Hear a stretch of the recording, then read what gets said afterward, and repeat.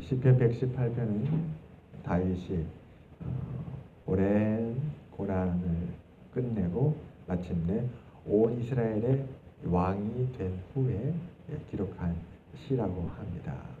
여러분, 우리가 사무엘서를 통해서 다윗을 보게 되면 다윗이 고난을 당할 때 정말 다윗의 편에 있었던 사람은 소수였습니다. 많은 무리들이 다윗을 대적하였지요. 그의 고난과 아픔에 대해서는 사무엘서에 자세히 기록되어 있습니다. 이러한 고난을 겪고 난 후 다윗이 하나님의 인자하심을 고백하고, 그리고 또 하나님은 다윗의 편이었다. 하나님을 경외하는 자의 편이다. 이것을 고백하는 시가 바로 오늘 118편입니다. 우리가 2024년 한 해를 우리가 살아갈 텐데 내 마음속에 항상 이 말씀이 있었으면 합니다. 내가 어떤 형편에 있든지 간에 나를 돕는 자가 아무도 없고 홀로인 것 같을지라도, 또 지금 내가 하는 일이 잘 풀리지 아니하고 정체되어 있거나 뭔가 낙담이 찾아올 때에 우리는 꼭 이 말씀을 마음에 새겼으면 좋겠습니다. 여호와는 내 편이라. 그래서 하나님을 의지하고 하나님을 나의 피난처로 삼는 우리 모두가 되시기를 바랍니다. 오늘 118장 1절부터 9절 말씀을 우리가 함께 보았는데요. 8절과 9절에 보면 이렇게 말씀합니다. 여호와께 피하는 것이 사람을 신뢰하는 것보다 나으며 여호와께 피하는 것이 고관들을 신뢰하는 것보다 낫다. 이 비교급을 썼습니다. 사실은 본 뜻은 하나님이 우리에게 최선이다, 그 고백인 것을 하고 있습니다. 하나님을 신뢰하는 것이 가장 최선이고 그 어떤 것보다도 우리에게 최고의 선택이다, 이렇게 고백을 하고 있습니다. 아무리 고관들이 우리의 힘이 되고 또 우리를 돕는다 할지라도 우리를 도울 수 있는 최선의 최고의 대상은 바로 하나님이신 줄 믿습니다. 그 하나님, 전능하시고 전지하신 하나님께서 우리의 편이 되어주시고 우리의 피난처가 되시기에 우리가 그분께 피한다라는 것이 오늘 이 시편 118편의 고백입니다. 한 해 동안 우리가 늘 하나님을 피난처로 삼아서 최선의 선택이 하나님인 것을 늘 생각하고 하나님을 바라보게 되기를 바랍니다. 오늘 드디어 간판을 달았습니다. 우리 교회 앞에 간판을. 저 간판을 작년 5월 달에 띄었어요. 샤시 공사하면서. 그러니까 거의 무려 10개월 만에 다른 것입니다. 간판을 좀 고민을 좀 많이 했어요. 큰 것은 아직 못 달고 작은 것을 달았는데 업체를 알아보니까 어떤 데는 50만 원, 어떤 데는 80만 원 하는 거예요. 제가 깜짝 놀랐어요. 두 사람이 와서 일을 해야 되고 간판을 달아야 되니까 스카이를 불러야 된답니다. 그러니까 금방 견적이 80만 원에 나오는 거예요. 하나님께 기도했어요. 어떻게 해야 될지. 우연히 이제 사랑나무 교회 김태성 목사님 그 교회에 갔더니 간판 단 얘기를 저한테 하시면서 우리 교회 아래에 간판집을 소개를 해준 거예요. 가서 사랑나무 교회 소개받아서 왔다라고 하면 잘해줄 거라고. 그래서 그분을 불러서 견적을 했더니 25만 원 부르더라고요. 처음에 믿기지가 않았어요. 어떻게 그럽니까? 뭐 스카이는 가져오지 않아도 자기가 사다리에 달고 올라간대요. 그리고 두 사람 일하지 않고 자기는 자기 혼자 일한답니다. 오늘 결국 오셨어요. 근데 어떻게 오셨냐면 옆에 빵집 간판을 우리 전도사님이 소개를 해줬어요. 전도사님이 빵집 사장님한테 여기에 의뢰하면 아주 잘 해주시고 비싸지 않고 좋으실 거라고 소개를 했어요. 그래가지고 빵집 간판을 달시면서 우리 거 간판을 같이 다른 거예요. 오늘 오후에 2시 반에 오셔서 4시 반까지 2시간 만에 다 마치고 돌아갔습니다. 생각할수록 너무 감사했어요. 여러분, 하나님의 인자하심이 우리에게 체험되게 되면 우리가 힘을 얻지요. 그리고 낙담된 우리의 삶이 다시 하나님을 향한 감사로 돌아서고 거기에서 다시 확인을 하게 됩니다. 하나님은 우리의 편이구나. 세상은 눈 가리고 아웅하기도 하고 또 얼마나 참 바가지도 씌우고 또 가격도 제멋대로 고무줄이잖아요. 세상은 시시각각으로 변하니까 온전하게 신뢰할 수가 없습니다. 오늘은 잠깐 우리의 유익이 되었지만 거기다 다 조건이 있어요. 다 때가 되면 그 사람들의 편을 들어줘야 되고 그 사람들이 원하는 것을 또 들어줘야 돼요. 이게 세상입니다. 결코 공짜가 없잖아요. 하나님은 우리에게 한량없는 은혜를 베풀어 주셔요. 어떻게 그렇게 우리가 필요함을 아시는지 필요한 것에 하나님께서 만나게 해주시고 도움을 받게 해주시고 해결해 주십니다. 그래요. 오늘 말씀처럼 우리가 2024년 고통이 온다 할지라도 하나님께 부르짖으면 합니다. 저에게 이런 고통이 있습니다. 이런 어려움이 있습니다. 역대하 16장에 보게 되면 유다 왕 아사가 나옵니다. 그런데 어느 날 이스라엘 왕 바아사가 침략을 해와요. 이름도 참 특이하죠. 유다 왕은 아사고 이스라엘 왕은 바아사예요. 유다는 남쪽에 있었고 이스라엘은 북쪽에 있어요. 그 가나안 땅이 초상들명으로 남북으로 길게 있는데 남쪽 지역이 유다고 북쪽 쪽이 이스라엘입니다. 근데 이스라엘의 바아사 왕이 남쪽의 아사 왕을 쳐들어온 거예요. 그러니까 이 아사 왕이 다급해가지고 저 북이스라엘의 더 위쪽에 아람이란 나라가 있는데 아람의 베나닷 왕에게 도움을 요청을 합니다.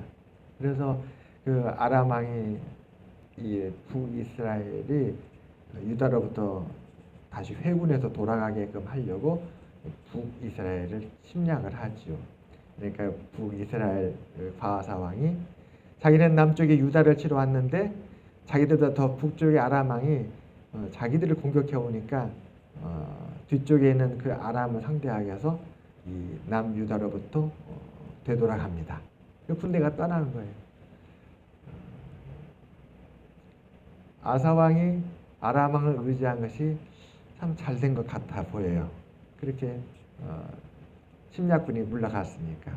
근데 그러고 난 다음에 하나님께서 선지자를 보냅니다. 선지자를 보내서 아람 왕에게 하나님께서 책망을 해요. 아니, 하나님의 책망을 선지자가 대신하는 거죠. 뭐라고 책망하냐면 어찌하여 하나님을 의지하지 않았느냐. 하나님 의지했으면 하나님께서 다 저 바아사 북이스라엘 왕을 떠나게끔 전쟁을 끝내고 돌아가게끔 다 하나님께 해주실 텐데 어찌하여 아람 왕을 의지했느냐. 이게 책망을 합니다. 다급하니까 그랬겠죠. 다급하니까. 그러나 그 역사적인 사건은 우리에게 교훈을 주죠. 하나님은 우리의 피난처인데 위급할 때 고난의 때 왜 왕은 하나님을 피난처로 삼아 하나님께 부르짖고 의지하지 않고 왜 멀리 아람 왕을 의지했는가. 그게 겉으로 보기에는 좋아 보이는 것 같지만 그게 하나님 앞에는 믿음의 일이 아니었구나. 하나님은 기다리고 계셨는데 오늘 우리도 또 이 역사적 사건을 교훈을 삼아 하나님을 의지하게 되기를 바랍니다. 우리 5절 말씀부터 다시 한번 볼까요? 내가 고통 중에 여호와께 부르짖었더니 여호와께서 응답하시고 나를 넓은 곳에 세우셨도다. 여호와는 내 편이시라. 내가 두려워하지 아니하니 사람이 내게 어찌할까. 여호와께서 내 편이 되사 나를 돕는 자들 중에 계시니 그러므로 나를 미워하는 자들에게 보응하시는 것을 내가 보리로다. 사실은 이게 다윗의 고백이죠. 그가 겪었던 일에 대한 고백입니다. 참 다윗은 많은 고난을 겪고 그 고난 가운데 하나님께 부르짖었던 다윗입니다. 자기의 일을 고백하는 것이죠. 그렇게 하나님 앞에 부르짖었더니 나를 넓은 곳에 세우셨다. 결국은 온 이스라엘의 왕이 된 사람은 다윗이었어요. 그렇게 고난을 받고 고통을 겪었지만 결국은 하나님은 다윗을 넓은 곳에 세우셨다. 이와 같은 하나님의 은혜는 성경 전체에 많이 있습니다. 우리가 잘 아는 요셉도 그렇잖아요. 요셉은 낮아지면 그 위에 더 높아지고 또 낮아지면 더 높아지고 나중에는 어떻게 됐습니까? 애굽의 총리가 되었잖아요. 다니엘도 고난을 받고 난 후에는 더 존귀해지고 나중에는 어떻게 됩니까? 그 사자굴까지 들어갔지만 그 왕이 이 다니엘을 지극히 높이잖아요. 지극히 높이잖아요. 하나님께서 오늘 우리들도 이 시편에 고백된 다윗의 고백과 같이 우리를 넓은 곳에 세우는 2024년이 되시기를 주님의 이름으로 축원합니다. 네. 항상 우리 마음속에 명심하고 다 지켰으면 합니다. 내 형편이 어떠한 형편일지라도 또 내가 하는 일이 어떤 일이 될지라도 하나님은 반드시 나의 편이고 내가 부르짖을 때 하나님은 나의 피난처가 되사 나를 돌봐주시고 인도해 주신다. 우리가 일을 하다 보면 내 뜻대로 되지 않을 때 낙심이 되지 않습니까? 그리고 우리는 어때요? 급하잖아요. 우리가 계획한 것이 한두 번까지는 기다릴 수 있어요. 그러나 10번까지 기다리는 사람은 드뭅니다. 보통 그 안에 다 해결이 되고 결론에 이르기를 원하잖아요. 그러나 우리가 하나님을 믿고 의지하면서 한번 기다려보는 거죠. 하나님께서 우리에게 어떤 결론을 만나게 해주실지, 하나님께서 과연 나의 편인지 아닌지, 그러나 반드시 하나님 우리 편인 줄 믿습니다. 오늘 시편이 바로 그 말씀을 우리에게 고백하고 있기 때문에 그렇습니다. 우리가 어떤 형편일지라도 반드시 하나님은 우리의 편이시고 우리를 도와주실 것입니다. 때로는 하나님의 도우심이 즉각 오지 않을 때가 있어요. 여러분, 그 나사로가 병들어 죽게 되었다고 하니까 어떻게 됐습니까? 예수님께서 바로 떠나셔야 되는데 이틀을 머무시고 난 후에 그 나사로를 찾으러 갑니다. 그래서 그 나사로의 집에 딱 가니까 이미 나사로는 세상을 떠나고 마리아와 마르다가 예수님을 만나게 됩니다. 그때 처음 이 마리아가 예수님께 그러죠. 주님이 여기에 계셨더라면 내 오라비가 죽지 아니하였겠나이다. 예수님께서 그 말씀 드시고 내가 믿으면 여호와의 영광을 보리라. 하나님 주님께서 이유가 있으셔서 늦게 오셨던 거였어요. 이틀을 머무시고 늦게 오신 것은 주님은 이미 나사로가 병들어 죽게 된 것을 아셨습니다. 그리고 주님은 슬피 우시면서 그 나사로의 무덤 앞에 가시죠. 나사로의 무덤 앞에 가셔서 사람들에게 뭐라고 말하냐면 그 무덤을 가리고 있는 돌을 치워라. 그리고 나서 하나님께 기도하고 나사로를 부릅니다. 나사로야 나오너라. 놀랍게도 나사로가 그 누였던 그곳에서 걸어 나오는 역사가 일어났습니다. 사랑하는 여러분, 주님의 응답이 속히 오지 않는다 할지라도 우리는 낙심하지 마시길 바랍니다. 주님은 우리의 편이시고 우리를 위해 계획을 갖고 계십니다. 우리가 믿음으로 구하면 반드시 주님께서 우리의 간구를 들으시고 응답하실 줄 믿습니다. 이 믿음을 가지고 항상 기도하며 주님은 우리의 편이고 우리는 주님을 피난처로 삼아 주님을 의지한다라는 이 믿음 갖고 살아가게 되기를 바랍니다. 예수님은 우리의 최선의 선택이시고 우리가 가장 의지할, 가장 신뢰하고 또 우리 힘이 되시는 우리 반석인 줄 믿습니다. 그 주님을 바라보고 살아가는 우리가 되시기를 바랍니다.